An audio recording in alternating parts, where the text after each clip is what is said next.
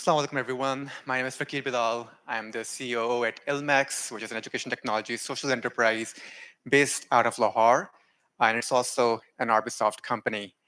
Before I start, I do want to call out one thing. So this talk is categorized under the research showcase, so that might be a little bit misleading. Just wanted to put it out there in case you were expecting something else. I hope you won't be too disappointed.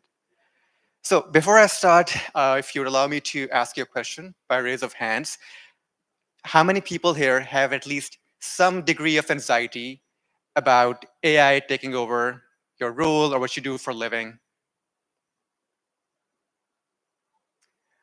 Okay, so some people.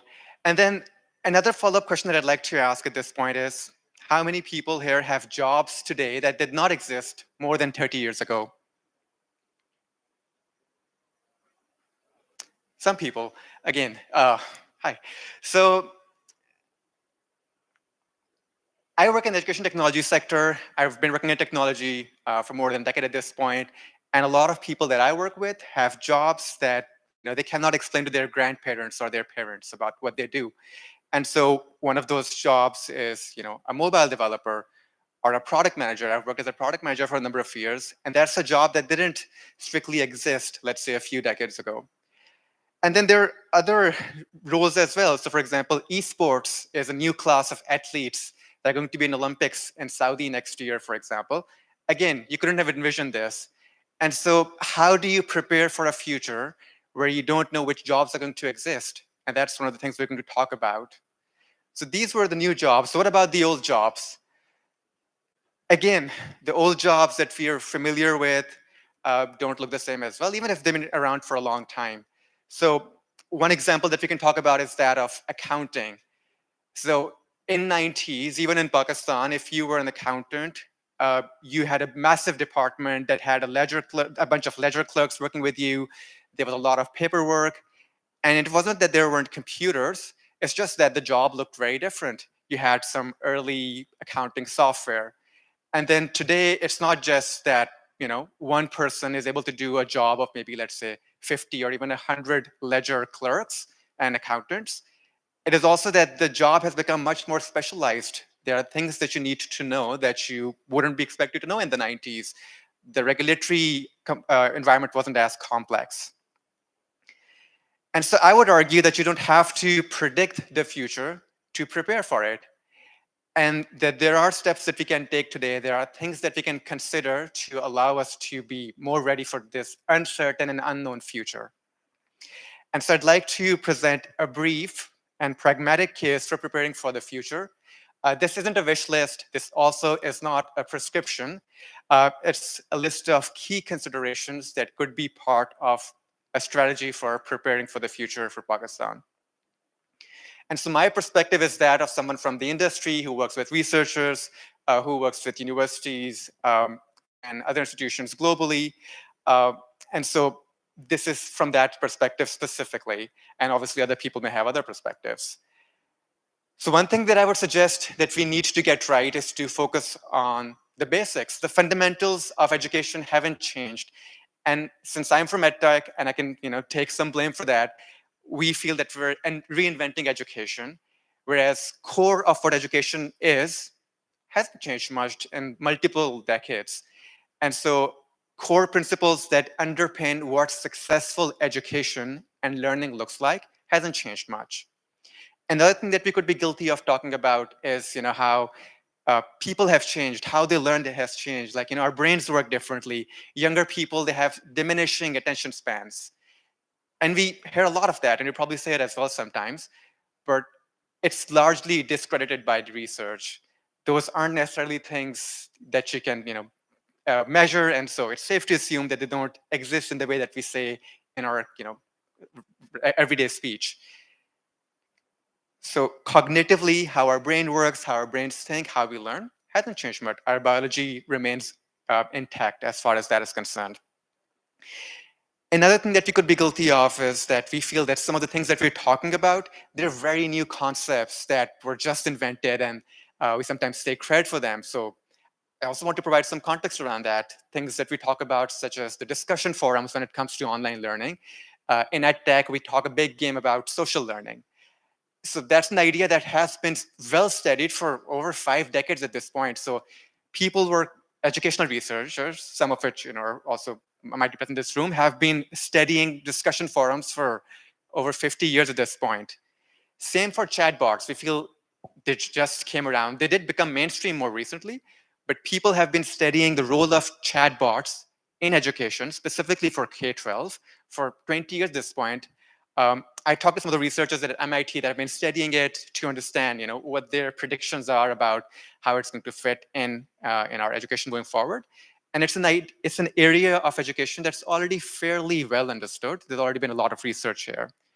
And same for computer-aided instruction. It's been around for over 70 years at this point. Another thing that we could be guilty of is the shiny object syndrome. An example of that could be gamification. So again, in institutions, at tech companies, for learning platforms, we talk a lot about gamification. And gamification does normally lead to more engagement, but that doesn't mean it's also leading to more learning.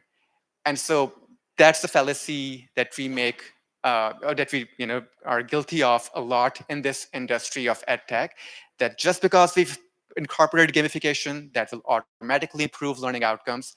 And that may happen, but it may not. Gamification isn't inherently good or bad.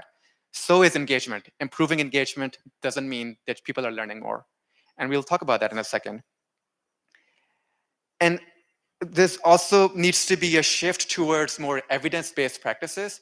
In education, we talk about things like learning styles, how I'm a visual learner and he's an auditory learner, and she's a kinesthetic learner, and this person learns through colors. And again, that's a very common idea, but it's also largely discredited by research in education. You don't need to, as a teacher, as an educator, you don't even need to record people's individual learning styles to be an effective educator. Um, Same for designing content for left-brained people versus right-brained people. Again, based on actual biology, but the concepts have been corrupted over the decades. It's based on initial research on patients suffering from Alzheimer's. But we have this misinterpretation of the research that they did, and we think some people are left-brained or right-brained. We're all whole-brained. Another thing that I would want to talk about, and this might be the mildly controversial part of my talk, is the government's role in all of this. So on one side, we do expect the government to be involved in all affairs of our life, have a key role to play in running our airlines and making soap dramas and running the trains, etc. But at least when it comes to education, and I've been involved in a lot of those conversations, my organization has been involved with a lot of conversations. We've looked at a lot of public implementation models. And our perception is that the ideal role for a government in all of this and preparing us for the future is a very small supporting role. We necessarily don't need the government to make opportunities or provide platforms.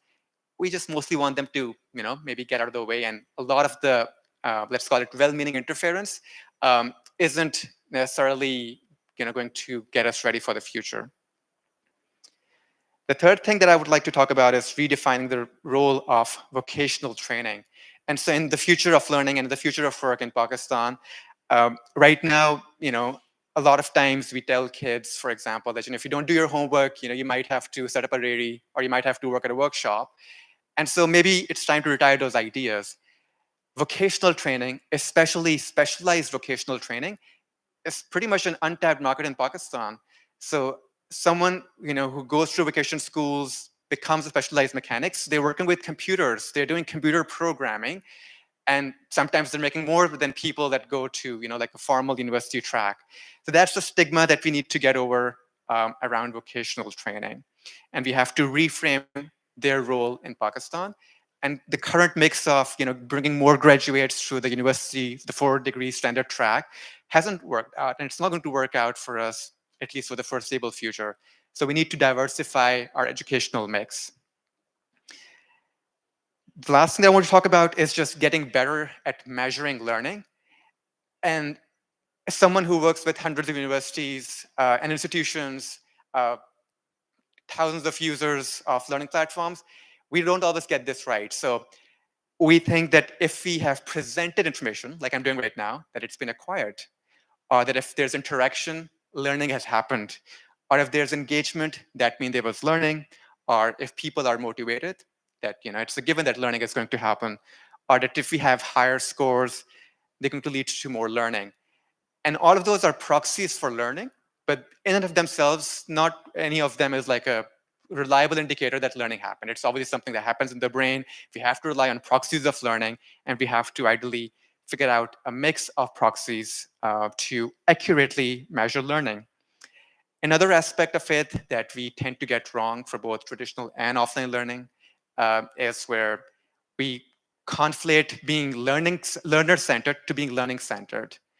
Building content, building platforms, and building experiences that are learner-centered doesn't mean that they're also going to be learning-centered. And oftentimes, you have to prioritize that.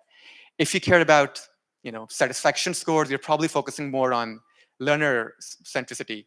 But if you care about, what people are going to learn, things that they need to know, skills that they need to have, that's an element of being learning-centered.